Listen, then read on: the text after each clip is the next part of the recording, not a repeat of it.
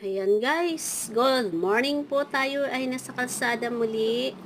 Balik trabaho guys.